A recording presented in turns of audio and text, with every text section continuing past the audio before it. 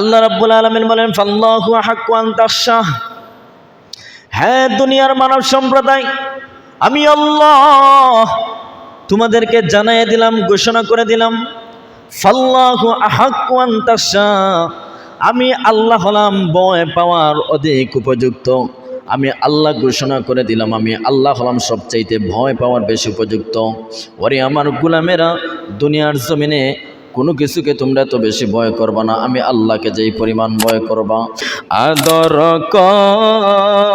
রিয়া মানুষ বানাইলা, কেমনে দিবা জাহান্নামে ফেলিয়া। الذي أرسله الله تعالى بالحق بشيرا ونذيرا وداعيا إلى الله بإذنه وسراجا منيرا. أما بعد فقد قال الله تبارك وتعالى في كلامه المجيد والفرقان الحميد.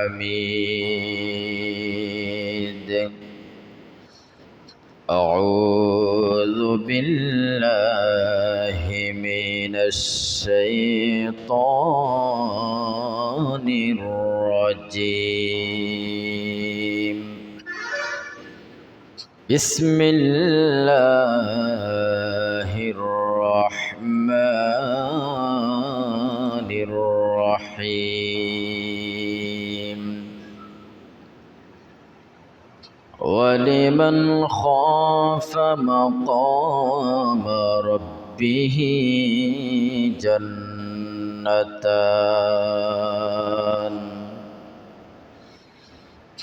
صدق الله العظيم وصدق رسوله النبي الكريم. ونحن على ذلك من الشاهدين والشاكرين. والحمد لله رب العالمين. وقال تعالى في شان حبيبه ومحبوبه ومعشوقه مخبرا وآمرا: إن الله وملائكته يصلون على النبي يا أيها الذين آمنوا صلوا عليه وسلموا تسليما. اللهم صل مولانا محمد وعلى آل سيدنا.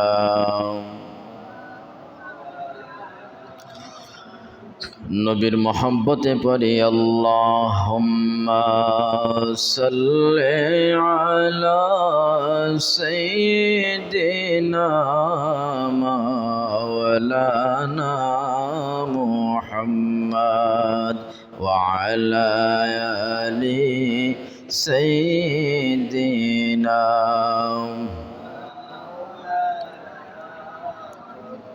দয়ার আল্লাহ দয়া করো, নসিব করো মদিনা। নূর নবীজি না দেখাইয়া কবর দেশে নেয়ানা। আল্লাহুম্মা সাল্লি مولانا محمد وعلى آل سيدنا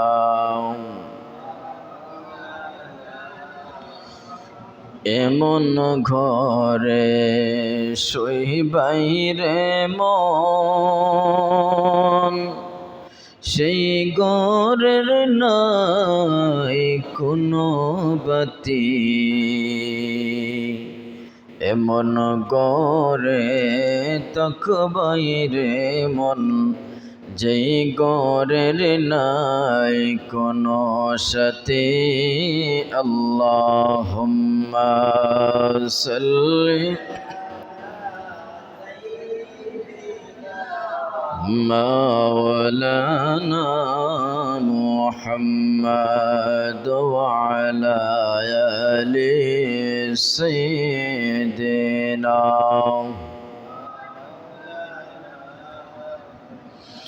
الله الله الله لا إله إلا هو الله الله الله لا إله إلا هو الله الله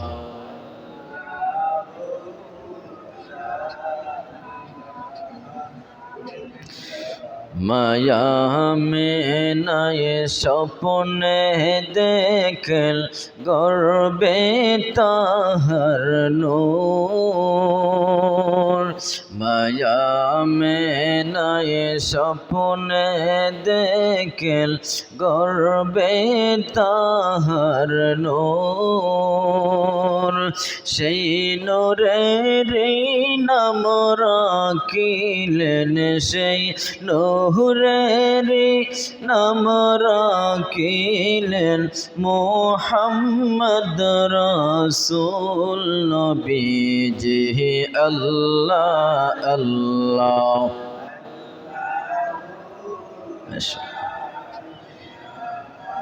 ইল্লাহ আল্লাহ আল্লাহ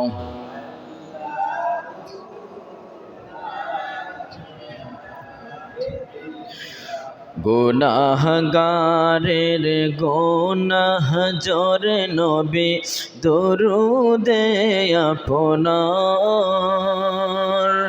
গুনাহগারের গুনাহ জরে নবী দরুদে আপনার লক্ষ কোটি সালাম জানাই লক্ষ কোটি জানাই লক্ষ কোটি সালাম জানাই কদমে আপনার নবীজি আল্লাহ আল্লাহ আল্লাহু লা ইলাহা ইল্লাহু আল্লাহ আল্লাহ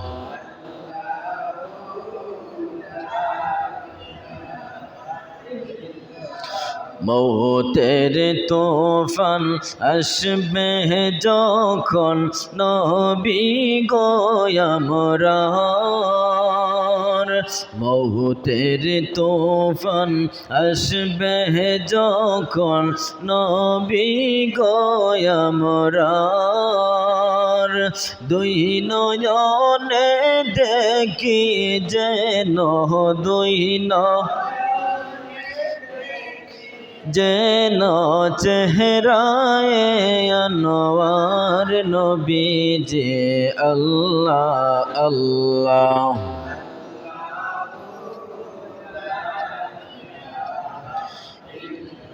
হো আল্লাহ আল্লাহ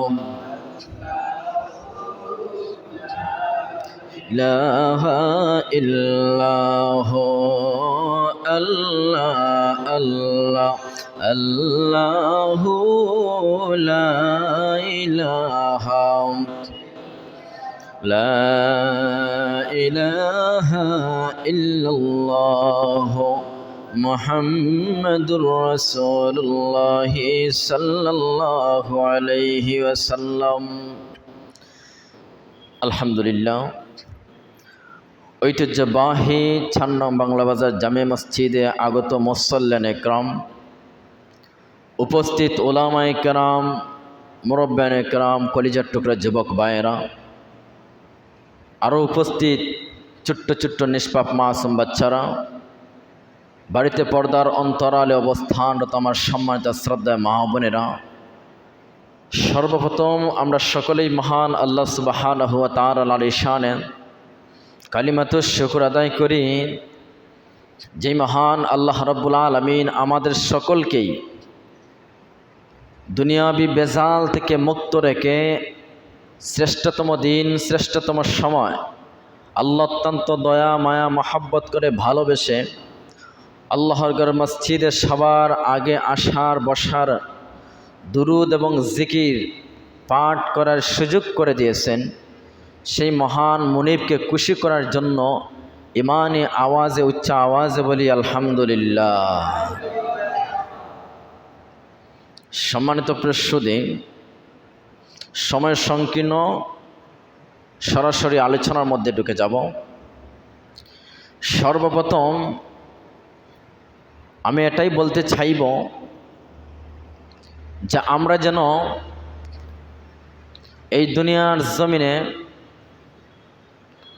যেইভাবে আল্লাহর গোলামি করি, তারই পাশাপাশি যেন আমরা আল্লাহকে খুব বেশি পরিমাণে ভয় করি। দেখবেন যারা নামাজ রোজা পড়ে না, যারা নামাজ সময় মতো আদায় করে না, রোজা আদায় করে না, মনে মনে ভাববেন যে ওরা আমার আল্লাহকেও ভয় করে না। ঠিক কিনা কোন? যদি তারা আল্লাহকে ভয় করত তাহলে নামাজ ছাড়তো না, এক কথায় হলো আল্লাহর গোলামি ছাড়তো না। আল্লাহর যে ভয় বান্দার অন্তরের মধ্যে নেই, বান্দার অন্তরের মধ্যে ভয় থাকলে খুদার কসম করে বলি বান্দা কোনোদিন আল্লাহর ইবাদত বন্দেগী ছাড়তো না। যেমন আল্লাহ সুবহানাহু ওয়া তাআলা বলেন, ওয়ামা খালাকতুল জিন্না ওয়াল ইনসা ইল্লা লিয়াবুদুন। আমি আল্লাহ জিন জাতি এমনকি মানুষ জাতি, এই দুই শ্রেণী মানুষদেরকে আমি আল্লাহ বানাইছি আমি আল্লাহর গোলামি করার জন্য, আমি আল্লাহর দাসত্ব, এমনকি আমি আল্লাহর ইবাদত বন্দেগী করার জন্য। বলে সুবহান। অন্য আয়াতের মধ্যে আবার আল্লাহ শুধু মানুষদের কথা উল্লেখ করেছেন। আল্লাহ বলেন, ইয়া আইয়ুহান নাস উবুদু রাব্বাকুমুল্লাযী খালাকাকুম। ইয়া আইয়ুহান নাস, আল্লাহ ওই জায়গার মধ্যে সমস্ত মানুষ, সমস্ত মানব সম্প্রদায়কে আল্লাহ ওই জায়গার মধ্যে নাম উল্লেখ করেছেন। ইয়া আইয়ুহান নাস বলে আল্লাহ ইয়া আইয়ুহাল্লাযিনা আমানু বলেন নাই, ইয়া আইয়ুহান নাস বলেছেন। কেন বলেছেন? উবুদু রাব্বাকুমুল্লাযী খালাকাকুম। আমি আল্লাহ তোমাদেরকে সৃষ্টি করছি। কোন কারণে? যে আমি আল্লাহর ইবাদত বন্দেগী করার কারণেই। বলে সুবহান। এক আয়াতের মধ্যে পাইলাম আমরা আল্লাহ জিন জাতি এবং মানুষ জাতিদেরকে আল্লাহর ইবাদত বন্দেগীর কথা বলেছে। আবার আমরা সূরা বাকারার মধ্যে অন্য আয়াতে কারিমার মধ্যে পাইলাম যে আল্লাহ শুধু মানুষদেরকে বলতেছেন, উবুদু রাব্বাকুমুল্লাযী খালাকাকুম। আমি আল্লাহ তোমাদেরকে বানাইছি, তোমাদেরকে সৃষ্টি করেছি একমাত্র আমি আল্লাহর গোলামির জন্য। সুবহান। তো আমি বলতে চাচ্ছিলাম, যারা আল্লাহর গোলামি করে অবশ্যই তাদের ভিতরে আল্লাহর প্রতি যে ভয়, যে খৌফ, সেটা তাদের অন্তরে আছে। আর যে আল্লাহর গোলামি থেকে দূরে সরে গেছে, যে আল্লাহর ইবাদত বন্দেগী করে না, বুঝে নিতে হবে তার অন্তরের মধ্যে যে আল্লাহর প্রতি যে একটা মহব্বত, আল্লাহকে যে সে ভয় পাবে, সেটা তার অন্তরের মধ্যে নাই। সে গুনাহ করতে করতে করতে তার যে কলব, সেই কলবটাকে একদম কয়লার মতো কালা করে দিয়েছে। এর জন্য আল্লাহ রাব্বুল আলামিন বলেন যে এই দুনিয়ার জমিনের সবচাইতে সর্বোত্তম ব্যক্তি, সবচাইতে উত্তম মানুষ হলো আমি আল্লাহর বাসায় ওই ব্যক্তি যে ব্যক্তি আমি আল্লাহকে অধিক পরিমাণে ভয় করবে এবং যে ব্যক্তি সবচাইতে বেশি মুত্তাকি হবে সেই ব্যক্তি আমি আল্লাহর কাছে অধিক দামি বান্দা হিসাবে বিবেচিত। সুবহানাল্লাহ। সম্মানিত প্রেক্ষক লক্ষ্য করুন, আল্লাহ সুবহানাহু ওয়া তাআলা বলেন ইন্না আকরামাকুম ইনদাল্লাহি আতকাকুম। আল্লাহু আকবার। ইন্না আকরামাকুম ইনদাল্লাহি আতকাকুম। হ্যাঁ মানব সম্প্রদায় শুনিয়া রাখো, আমি আল্লাহ তোমাদের সবাইকে জানাইয়া দিলাম, নিশ্চয় আমি আল্লাহ তোমাদের মধ্য হতে আমি আল্লাহর নিকট ওই ব্যক্তি সবচাইতে সম্মানিত, সবচাইতে দামি, সবচাইতে সম্মানিত কোন ব্যক্তি? ইনদাল্লাহি আতকাকুম। আমি আল্লাহ ঘোষণা করে দিচ্ছি, যেই ব্যক্তি আমি আল্লাহর প্রতি বেশি মুত্তাকি হয়, যে ব্যক্তি তোমাদের মধ্য হতে সবচাইতে বেশি মুত্তাকি, ওই ব্যক্তি আমি আল্লাহর কাছে সবচাইতে দামি। সুবহানাল্লাহ। আল্লাহ নিজে ঘোষণা করে দিয়েছে, তোমাদের মধ্য হতে যে ব্যক্তি সবচাইতে বেশি মুত্তাকি, ওই ব্যক্তি আমি আল্লাহর কাছে অত্যন্ত দামি। আল্লাহ কোনো চেয়ারম্যান, কোনো মেম্বার, কোনো এমপি, কোনো মিনিস্টার, ওদের কথা আল্লাহ বলেন নাই। কার কথা বলেছেন? যে ব্যক্তি আমি আল্লাহকে বেশি ভয় করবে, তার অন্তরের মধ্যে বেশি তাকওয়া অবলম্বন করবে, আমি আল্লাহকে যে বেশি ভয় করবে, সেই ব্যক্তি আমি আল্লাহর কাছে দুনিয়ার জমিনে অত্যন্ত দামি, অত্যন্ত সম্মানী। সুবহানাল্লাহ। এর জন্য সম্মানিত প্রেক্ষক বলতে চাচ্ছিলাম, আল্লাহ রাব্বুল আলামিন বলেন, হ্যাঁ দুনিয়ার মানব সম্প্রদায়, এই দুনিয়ার জমিনে সবচাইতে বেশি আমি আল্লাহকে ভয় করবা, এই দুনিয়ার জমিনে সবচাইতে আমি আল্লাহর প্রতি তুমি বান্দার অন্তরের মধ্যে ভয় রাখবা। এই দুনিয়ার জমিনের কোনো কিছুকে তুমি ভয় করবা না, এই দুনিয়ার জমিনকে তুমি কোনো কিছু ভয় করবা না। দুনিয়ার সমস্ত কিছুর চাইতে আমি আল্লাহকে ভয় করতে হবে, ভয় করতে হবে। আওয়াজ দিয়ে বলতে হবে, কথাটি বলেছেন কে? আল্লাহ রাব্বুল আলামিন বলেন, ফাল্লাহু আহাক্কু আন তাখশা।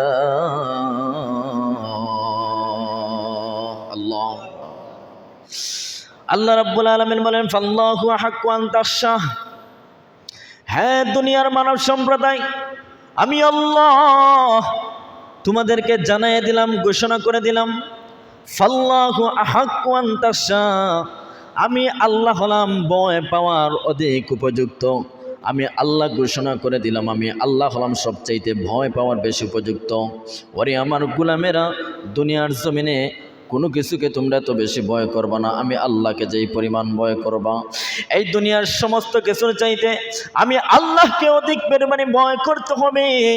আমি আল্লাহর প্রতি তুমি বান্দার অন্তরের মধ্যে তাকওয়া অবলম্বন করতে হবে, তাকওয়া অবলম্বন করতে হবে।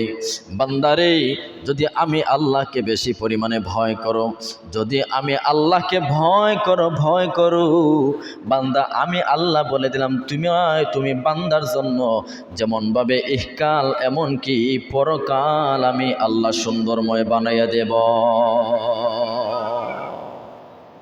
তোমার জন্য আমি ইহকাল পরকাল দুটা ঘাট আমি আল্লাহ তোমার জন্য সুন্দর বানিয়ে দেব, যদি আমি আল্লাহকে ভয় করার মতো ভয় করতে পারো। সুবহানাল্লাহ বলবেন না?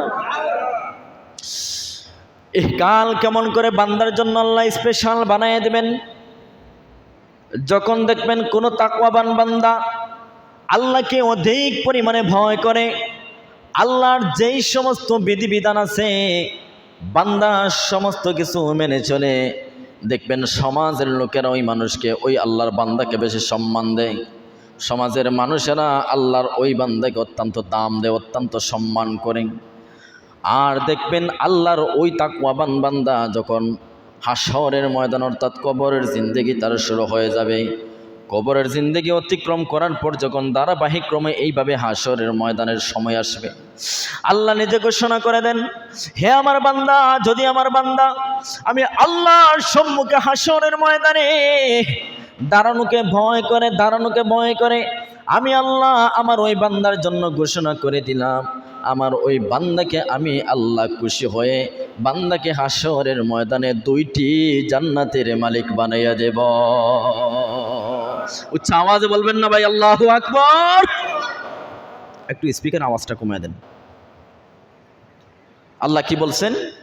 ওয়ালিমান খাফা মাকাম রাব্বিহি জান্নাতান, যেই বান্দা আমি আল্লাহর সম্মুখে কাল কঠিন বিভীষিকাময় হাশরের দিনে দাঁড়ানোকে ভয় করবে, যে আমি আল্লাহর সম্মুখে বান্দা দাঁড়াইয়া কি জবাব দেবে, তার জীবনের সমস্ত হিসাব নিকাশ কেমন করে বলবে, যদি এই সমস্ত কিছুকে আমার বান্দা ভয় করে, তাহলে আমি আল্লাহ ঘোষণা করে দিলাম আমি বান্দার জন্য স্পেশাল 2টি জান্নাত বানাই দেব। সুবহান, 2টা জান্নাত, একটা নয়। এখন জান্নাত কতটুকুন বড়? এই মসজিদ সমপরিমাণ।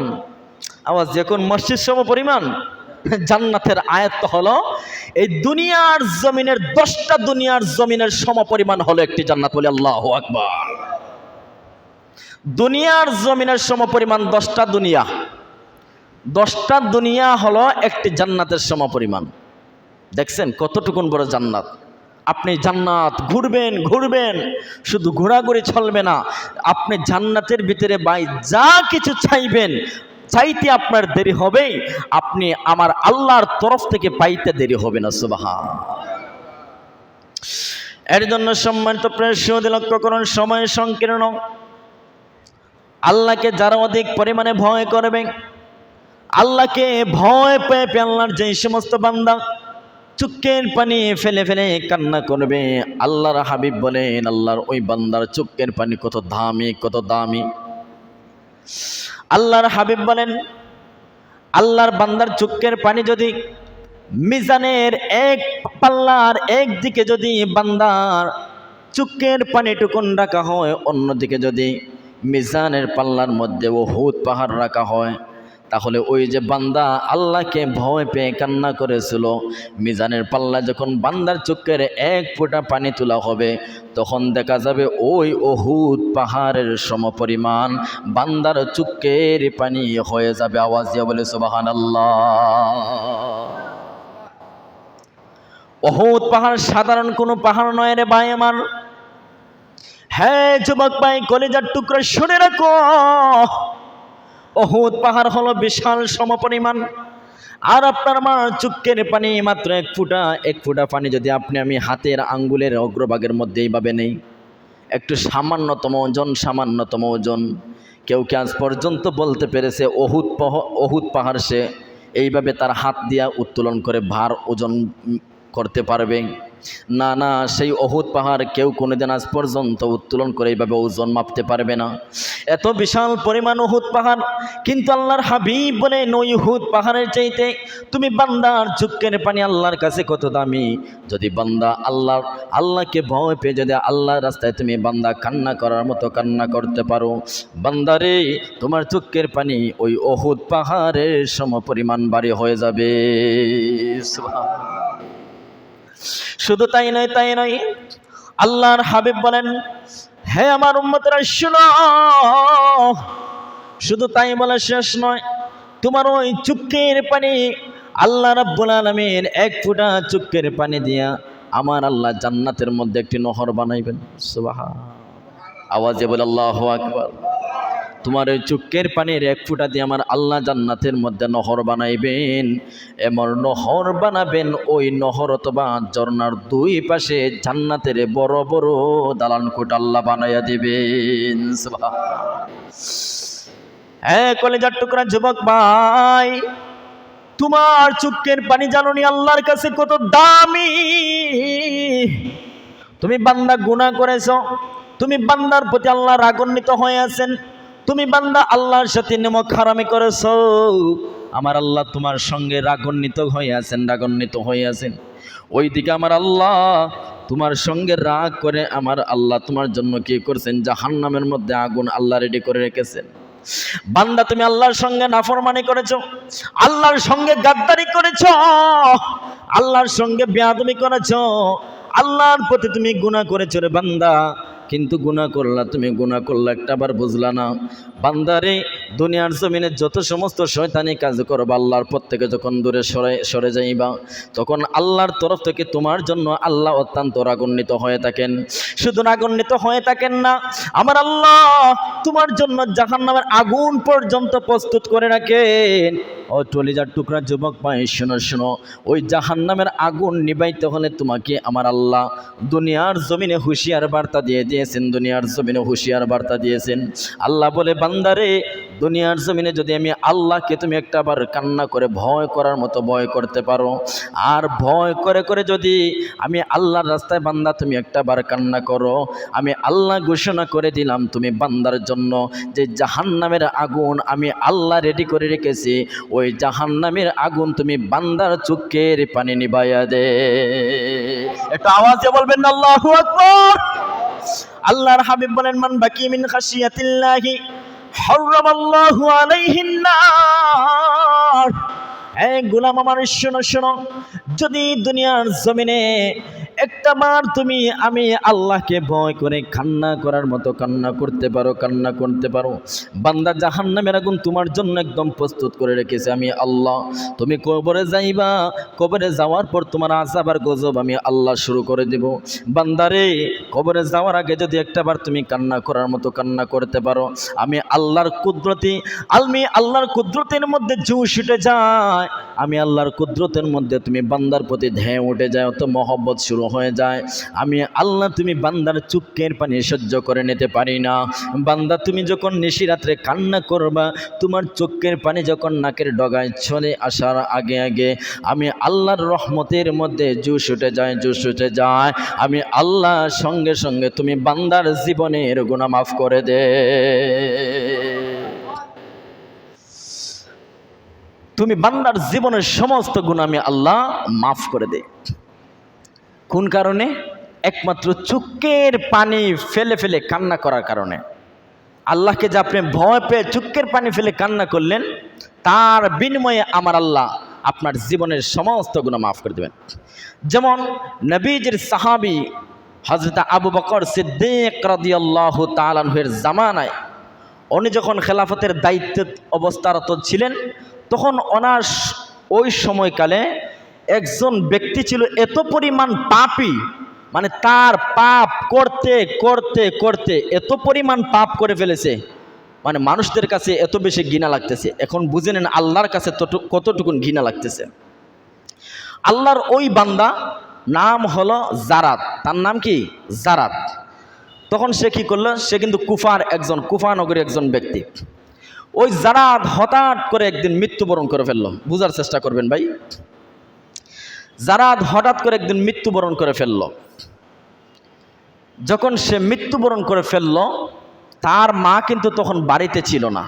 তার মা হয়তো কোনো আত্মীয় স্বজনের বাড়িতে ছিল বা দূরবর্তী কোনো একটি জায়গায় বেড়াতে গিয়েছিল। হযরত আবু বকর বর্ণনা করেন, আল্লাহর ওই বান্দা যেই দিন মৃত্যুবরণ করলো, তার মা বাড়িতে ছিল না। তার মা হয়তো পার্শ্ববর্তী কোনো আত্মীয়ের বাড়ির মধ্যে বেড়াতে গেল। আল্লাহর ওই বান্দা মৃত্যুবরণ করে ফেলেছে। আমরা তখন কি করলাম? জারাতের মৃত্যুবরণের পর আমরা সবাই মিলে জারাতকে গোসল দিয়ে দাফন কাফন সমস্ত কিছু সমাধিস্থ করে দিলাম, মাটি দিয়ে দিলাম। মা যখন আত্মীয়ের বাড়িতে ছিল, মা যখন শুনতে পেল কলিজার দল চোখের দু নয়নের মনে সন্তান মৃত্যুবরণ করে ফেলেছে, মা কেমন করে আর আত্মীয়ের বাড়ির মধ্যে থাকে? দৌড়াইয়া মা বাড়ির মধ্যে আসলো। বাড়ির মধ্যে আসার পর দেখলো কলিজার টুকরা সন্তান মৃত্যুবরণ করে ফেলেছে। মৃত্যুবরণ করার পর শুধু তাই বলে শেষ নয়, এলাকার বাসী সমস্ত লোক মিলে ওই জারাদকে সবাই মাটি দিয়ে দিছে। মা দৌড়াই আসলো, এসে আল্লাহর নবীজির সাহাবী সিদ্দিক আকবর রাদিয়াল্লাহু তাআলা আনহু ওনার কাছে গিয়ে বলল, ওগো নবীজির সাহাবী, আমার কলিজার টুকরা সন্তান মৃত্যুবরণ করে ফেলেছে। নবীজির সাহাবী, আপনারা সবাই আবার আমার সন্তানকে মাটিও দিয়ে দিয়েছেন, কিন্তু আমার কলিজার টুকরা সন্তানকে আমি 10 মাস 10 দিন গর্ভে ধারণ করে এতটুকুন পরিমাণ বড় করেছি, আমার সন্তান অনেক বড় হয়ে গেছে, বিয়া শাদী করেছে। নবীজির সাহাবী, আমার সন্তানকে একটাবার দেখার সুযোগ করে দেন। এই সন্তানকে এত বড় করলাম, এত মায়া মহব্বত করে সন্তান বড় করলাম, নবী গো মাটি দিয়ে দিয়েছেন, কিন্তু আমার সন্তানকে একটাবার দেখার সুযোগ করে দেন। নবী গো, যদি আমার সন্তানকে আমি না দেখি তাহলে আমি মা সান্ত্বনা পাবো না, আমার শান্তি বিরাজ করবে। নবীজির সাহাবী বলেন, আবু বকর, মহিলা যাকে মাটি দিয়ে দেওয়া হয়, সমাধিস্থ করে দেওয়া হয়, তাকে মাটি করে আর বের করার কোনো সুযোগ নাই, কোনো সিস্টেম নাই। ওই বৃদ্ধা মহিলা অনেক বেশি কান্নাকাটি করলো, অনেক বেশি অনুনয় বিনয় করলো। নবীজির সাহাবী আবু বকরের কাছে হাত পেতে বসলো, গো নবীজির সাহাবী, যদি আমার সন্তানকে আপনি একটা বারের জন্য চেহারা না দেখান তাহলে আমি সারা জীবনের মধ্যে আর শান্তি পাইব না। এমনকি হয়তো এমনও হতে পারে আমি মা সন্তানের বিরহের বেদনায় আমি আত্মহত্যা পর্যন্ত করতে পারি। নবীজির সাহাবী আবু বকর বলেন, হে এলাকার সমস্ত মানুষেরা শোনো। নবীজির সাহাবীর দাওয়াতের আহ্বানে সমস্ত মানুষগণ একত্রিত হইল। সমস্ত মানুষগণ যখন একত্রিত হওয়ার পর আবু বকর সিদ্দিক রাদিয়াল্লাহু তাআলা আনহু বলেন, যাও আল্লাহর ওই বান্দার কবরটা খনন করে তার মাকে তোমরা চেহারা দেখাইয়া দাও। হযরত আবু বকরের কথা মাফিক এলাকার সমস্ত মানুষগণ গেলেন, এমনকি সিদ্দিক আকবর রাদিয়াল্লাহু তাআলা আনহু উনিও গেলেন মানুষদের সঙ্গে। যখন ওই জারাদের কবর খনন করা হইল, যখন লক্ষ্য করলো, সবাই মিলে যখন লক্ষ্য করলো জারাদের যখন একটুখানি চেহারা দেখা গেল, তখন সবাই লক্ষ্য করে দেখতে পেল জারাদের চেহারার আলোতে অন্ধকার সমস্ত কবর আলোকময় হয়ে গেছে। জারাদের চেহারার আলোয় অন্ধকার কবর পর্যন্ত আলোকিত হয়ে গেছে। নবীজির সাহাবী আবু বকর অবাক হয়ে গেলেন, কবর এত সুন্দর আলোকময় তো হয়ে গেছে, এমনকি কবর থেকে এত সুন্দর একটি স্পেশাল গ্রান বের হইতেছে, যেই গ্রান নাকি একমাত্র জান্নাতে পাওয়া যাবে বলে সুবহান। নবীজির সাহাবী কি করলেন, মাকে জিজ্ঞেস করলেন, বৃদ্ধা মহিলা, আপনার সন্তানের চেহারা তো আপনি দেখতে পাইলেন, কিন্তু আপনার সন্তান যখন মৃত্যুবরণ করলো, মৃত্যুবরণের সময় তার চেহারা কিন্তু এমন ছিল না। তার চেহারা অত্যন্ত কঠিন থেকে কঠিন রূপ ধারণ করেছিল। তার চেহারার দিকে আল্লাহর যেই বান্দা একবার তাকাবে সে ভয় পেয়ে যাবে। ওরে মহিলা, আপনার সন্তানকে আমরা যখন কবরস্থ করে ফেললাম, আপনার সন্তানের কবরস্থ করার পর এত সুন্দর চেহারা আমার আল্লাহ বানায় দিয়েছেন। মহিলা, আপনার কাছ থেকে জানতে চাই, আপনার সন্তানের এত ভালো কি আমল, সেই প্রসঙ্গে আমাদেরকে বলুন। মা বলে, নবীজির সাহাবী, আমার সন্তানের ভালো আমলের ব্যাপারে আমার কোনো কিছু জানা নাই। এলাকার সমস্ত মানুষদেরকে নবীজির সাহাবী প্রশ্ন করলেন, ওই জারাদের আমল কেমন ছিল? সমস্ত লোক সমাগমেরা জবাব দেয়, ও নবীজির সাহাবী, তার আমল একদম খারাপ ছিল, একদম বাজে টাইপের লোক ছিল, যার জীবনে পাপে ভরপুর, যার জীবনে আমরা কোনোদিন আমলটা পর্যন্ত করতে দেখি নাই। নবীজির সাহাবীকে সমস্ত মানুষেরা এই জবাব দিল, নবীজির সাহাবীকে এই জবাব দিল। এই সমস্ত কথা শোনার পর নবীজির সাহাবী আবু বকর অবাক হয়ে গেলেন, তাজ্জব হয়ে গেলেন, ব্যাপার বুঝলাম না। এলাকার সমস্ত মানুষেরা বলতেছে, আল্লাহর ওই বান্দা অত্যন্ত খারাপ টাইপের মানুষ ছিল, অত্যন্ত পাপী ছিল, অত্যন্ত বদকার একজন মানুষ ছিল। কিন্তু অপরদিকে আমরা লক্ষ্য করলাম আল্লাহর ওই বান্দার আলোকে অন্ধকার কবর যা পর্যন্ত আলোকিত হয়ে গেল। ওই দিন নবীজির সাহাবী আবু বকর ঘুমিয়ে গেলেন। রাত্র যখন ঘুমিয়ে গেলেন, রাত্র ঘুমন্ত অবস্থায় নবীজির সাহাবী হঠাৎ করে স্বপ্নে যোগে দেখতে পাইলেন, আল্লাহর ওই যে খারাপ বান্দা, একজন পাপী বান্দা যে জারাদ, ওই জারাদ অত্যন্ত জান্নাতের পোশাক পরিধান করে আমার নবীজির সম্মুখে এইভাবে সুন্দরভাবে দাঁড়ায় আছে। আবু বকর সিদ্দিক রাদিয়াল্লাহু তাআলা আনহু উনি লক্ষ্য করলেন যে নবীজির সম্মুখে জারাদ জান্নাতের পোশাক পরিধান করে দাঁড়ায় আছে। আল্লাহর হাবিব আবু বকরকে প্রশ্ন করলেন, রে কলিজার টুকরা সাহাবী আবু বকর, গতকাল ওই জারাদের জানাজার নামাজ এমনকি কাফন দাফন সব কিছুই তুমি তো সমাধিস্থ করেছো, সমাপ্ত করেছো। নবীজির সাহাবী আবু বকর বলে, ইয়া রাসূলুল্লাহ ওয়া ইয়া হাবিবাল্লাহ, নবী গো সমস্ত কিছু প্রথম থেকে নিয়ে শেষ পর্যন্ত আমি উপস্থিত ছিলাম। ওগো নবীজি, যখন তাকে আমরা গোসল করাইলাম তখন তার চেহারাটা খুবই ভয়ঙ্কর ছিল। নবী গো বুঝতে পারলাম না ওই জারাদ অত্যন্ত সুন্দর জান্নাতের পোশাক পরিধান করে আপনি নবীজি একটি জান্নাতের সিংহাসনের মধ্যে বসা আছেন গো নবীজি, আর আমরা অপরদিকে লক্ষ্য করে দেখতে পাই ওই জারাদ আপনি নবীজির একদম সম্মুখে জান্নাতের পোশাক পরিধান করে দাঁড়ায় আছে। নবীজি বুঝলাম না।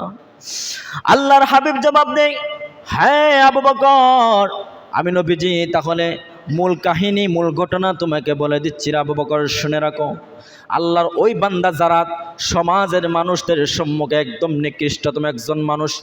সমাজের সমস্ত মানুষেরা জানে জারাদ একজন পাপী মানুষ। ওই সমাজের মধ্যে জারাদের মতো আর এত বেশি পরিমাণ কেউ পাপ করে না। ওরে আবু বকর, আমি তোমাকে জানাই দিচ্ছি, তাহলে শুনে রাখো, যদিও আল্লাহর ওই বান্দা জারাদ দিনের বেলায় বড় বড় ধরনের পাপ করত, রাত্রবেলায় যখন জারাদ অন্ধকার ঘরের মধ্যে বাতি নিবাইয়া ঘুমাইতো, বালিশের মধ্যে যখন জারাদ মাথা লাগাইতো, মাথা লাগানোর পর জারাদ অনেক ধরনের চিন্তা ভাবনা করত। কি চিন্তা ভাবনা করত? বালিশের মধ্যে লাগানোর পর জারাদ মনে মনে ভাবতো, আল্লাহকে বলতো, গো আল্লাহ, এই দুনিয়ার জমিনে আমি শয়তানের ওয়াসওয়াসার মধ্যে কত ধরনের গুনাহ করে ফেলেছি। ওগো আল্লাহ, আমি জানি হাশরের ময়দানে আপনি আল্লাহর সম্মুখে দাঁড়ানোর মতো আমার সাহস নাই। ওগো আল্লাহ, আমি জানি কবরে যাওয়ার পরে আযাব আর গজব আমি জারাদের পক্ষে বহন করা সম্ভব নাই। ওগো আল্লাহ, আপনি আল্লাহর আযাব এবং গজব আমি জারাদের গুনাহের চাইতে আরো বেশি গো আল্লাহ, আমি কষ্টিন কালো সহ্য করে নিতে পারবো না। ওগো আল্লাহ, আমি তো শুনেছি আপনি নাকি আল্লাহ রহমানুর রহিম। আপনি আল্লাহ বলে দিয়েছেন, লা তাকুনাতু মির রাহমাতিল্লাহ। ওগো আল্লাহ, আপনি আল্লাহ বান্দাকে বলে দিয়েছেন, বান্দারে যত ধরনের গুনাহ করো না কেন, পাহাড় সম পরিমাণ গুনাহ করো না কেন, বান্দা আমি আল্লাহ বলে দিলাম, তারপরও আমি আল্লাহর রহমত থেকে তুমি বান্দা সরে যাইবা না। সুবহান। বান্দাকে আল্লাহ বলতেছেন, তারপরও আমার রহমত থেকে তুমি সরে যাইবা না। আমি আল্লাহর রহমতের অভাব নাই। আমি আল্লাহর কাছে একটাবার ছাওয়ার মতো ছাও, একটাবার চুকের পানি ফেলে বান্দা আমি আল্লাহর কাছে ছাও, আমি আল্লাহ তুমি বান্দার জীবনের গুনাহ মাফ করে দেব। সুবহানাল্লাহ। ওই জারাদ আল্লাহর কাছে যখন রাত্রবেলায় ঘুমিয়ে যখন এই সমস্ত কিছু চিন্তা করত, আল্লাহকে বলতো, গো আল্লাহ, আমি জানি আপনার সম্মুখে দাঁড়ানোর মতো সাহস নাই। ওগো আল্লাহ, আপনি যদি আমাকে মাফ না করেন গো আল্লাহ, আকাশ থেকে কোনো আযাব আর গজব দিয়া আপনি আল্লাহ আমাকে একদম ধ্বংস করে দেন। আবার আল্লাহকে বলে, ওগো আল্লাহ, আপনি যদি আমি জান্নাতকে বানাইলা, এত মায়া মহব্বত করে বানাইলা, আশরাফুল মাখলুকাতের মধ্যে শ্রেষ্ঠ জাতি হিসাবে আমি জান্নাতকে বানাইলা, ওগো আল্লাহ, আপনি আবার কেমন করে আমি জান্নাতকে জাহান্নামের মধ্যে ফেলে দিবা? এই সমস্ত কথা বলতেছে ওই সমস্ত কথা বলে বলে প্রতিনিয়ত প্রতি রাত্র ওই যারা ঘুমাইতে যাইতো চোখের পানি ফেলতো। নবীজি হযরত আবু বকরকে বললেন, রে আবু বকর, আমার যারাতে বেশি বড় ধরনের কোনো আমল করে নাই, এত বেশি কোনো নফল রোজা রাখে নাই, এত বেশি পরিমাণে দান সদকাও করে নাই। যখন আমার যারা দিনের বেলায় গুনাহের কাজ করতো, আবার রাত্রে যখন আসতো আল্লাহর কাছে চোখের পানি ফেলে ফেলে কান্না করতো, আমার যারাদের চোখের পানি আমার আল্লাহর কাছে অত্যন্ত পছন্দ হয়ে গেছে, যার বিনিময়ে আল্লাহ যারাদের জীবনের সমস্ত গুনাহ মাফ করে দিয়েছে। আওয়াজ দিয়ে বলেন সুবহানাল্লাহ। আদর করিয়া মানুষ আল্লাহ বানাইয়া, কেমনে দিবা জাহান্নামে ফেলিয়া, কেমনে দিবা।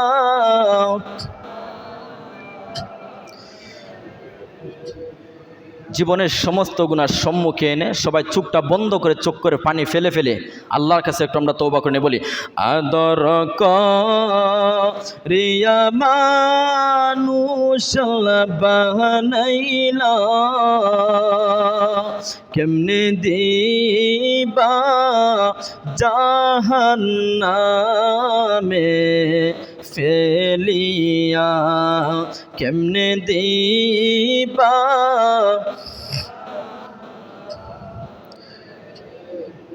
সকলেরই দরজা হইতে আল্লাহ ফিরিয়া,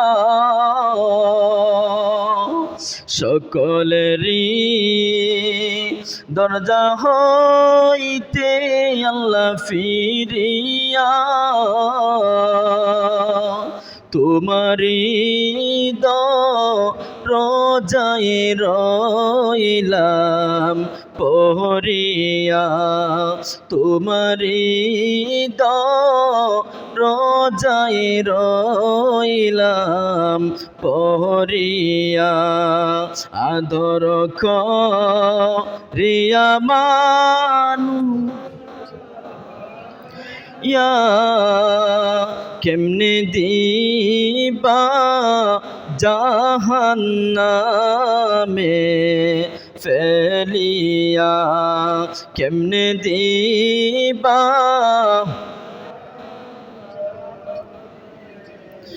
তুমি যদি মাফ না করো আল্লাহ বান্দারে,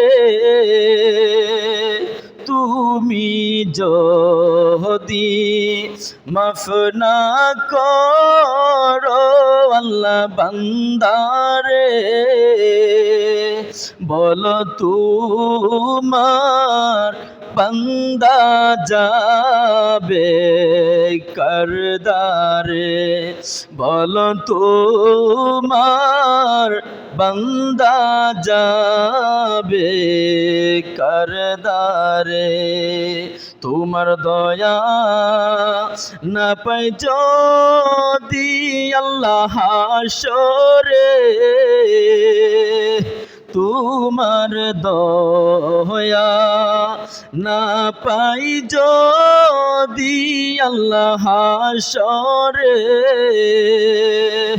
বলো তোমার বান্দার কি উপায় হবে, আদর করিয়া মানুষ বানাইয়া,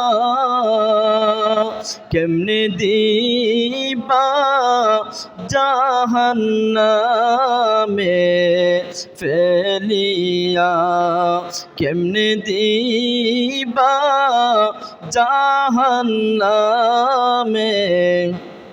একটু ইমানে আওয়াজে বলি মারহাবা। তো সম্মানিত প্রিয় সুধী, কবরে যাওয়ার আগে কবরের সামানাগুলা রেডি রাখার দরকার আছে না নাই? আওয়াজ দিয়ে বলে দরকার আছে না নাই? এর জন্য আল্লাহ রাব্বুল আলামিন কুরআনুল কারীমের মধ্যে বলেন, ইয়া আইয়ুহাল্লাযীনা আমানুত্তাকুল্লাহা ওয়াল তানজুর নাফসুম মা কদ্দামাত লিগাদিন ওয়াত্তাকুল্লাহা ইন্নাল্লাহা খাবীরুম বিমা তা'মালুন। আল্লাহ রাব্বুল আলামিন বলেন, হে ঈমানদারগণ, তোমরা আমি আল্লাহকে ভয় করো এবং প্রত্যেককেই খেয়াল রাখা উচিত পরকালের জন্য সে কি পেশ করতেছে। মানে আল্লাহ বলতেছেন তোমরা আমি আল্লাহকে ভয় করো। আর তুমি বান্দা যে মানে কবরে যাইবা, কবরে যাওয়ার পর তুমি বান্দা তোমার কবরে যাওয়ার জন্য কি প্রস্তুত করে রেখেছো, তুমি বান্দা কাল কঠিন বিভীষিকাময় হাসরের দিনে যখন আমি আল্লাহর সম্মুখে দাঁড়াইবা, সেই দাঁড়ানোর সময় আমি আল্লাহর সম্মুখে যে সাহস নিয়ে দাঁড়াইবা, সেই দাঁড়ানোর সময় তুমি বান্দা আমি আল্লাহর জন্য কি নিয়ে আসছো। এর জন্য কথাটি বলেছেন কি, আওয়াজ দিয়ে কোন তো দেখি, আমরা কবরে যাওয়ার আগে সামান রেডি রাখবো বলেছেন কে? এর জন্য সম্মানিত প্রিয় সুধী, কবরে যাওয়ার আগে যদি আমরা সমস্ত সামানগুলো আমরা তৈরি করে রেখি আর হাসরের ময়দানে আল্লাহর সম্মুখে দাঁড়ানোটাকে যদি আমরা ভয় করি, আল্লাহ বলেন ওয়ালিমান খাফা মাকাম রাব্বিহি জান্নাতান। আল্লাহ বলে বান্দা আমি আল্লাহর সম্মুখে দাঁড়াইবা, সেটাকে নিয়ে যদি ভয় করো আমি আল্লাহ তুমি বান্দাকে খুশি হয়ে দুইটি জান্নাতের মালিক বানাই দেব। বলে সুবহানাল্লাহ, আওয়াজ দিয়ে বলে সুবহানাল্লাহ। শুধু অন্য আয়াতের মধ্যে আল্লাহ বলেন ফা ইন্নাল্লাহা ইউহিব্বুল মুত্তাকিন, আমার আল্লাহ অত্যন্ত বেশি ভালোবাসেন যারা আল্লাহকে বেশি ভয় করে। বলে সুবহানাল্লাহ। এর জন্য সম্মানিত প্রিয় শুধু অনেক লম্বা ছিল আলোচনা ছিল, যেহেতু শুক্রবার দিন সময় সংকীর্ণ থাকে, তো সর্বশেষ আমি একটা কথা বলতে চাই, সবচেয়ে আমরা বেশি আল্লাহকে ভয় করব, সবচেয়ে বেশি আমরা আল্লাহকে ভয় করব, সবচেয়ে বেশি আমরা আল্লাহর গোলামি আদায় করার চেষ্টা করব, আমাদের সমস্ত মন প্রাণ দিল উজাড় করে সবচেয়ে বেশি ভালোবাসবো কাকে? আওয়াজ দিয়ে বলি ভালোবাসবো কাকে? আল্লাহকে। যদি কেউ আল্লাহকে ভালোবাসে, যদি আল্লাহকে সবচেয়ে বেশি ভয় করে, তাহলে কি কেউ কোনোদিন গুনাহের কাজ করতে পারে? আওয়াজ দিয়ে বলি গুনাহের কাজ করতে পারে? আল্লাহ যেন আল্লাহকে বেশি পরিমাণে আমাদেরকে ভয় পাওয়ার মতো মন মানসিকতা তৈরি করে দেন। ইমানে আওয়াজ বলে আমিন। ওয়া আখির দাওয়ানা আনিল হামদুলিল্লাহি রাব্বিল আলামিন।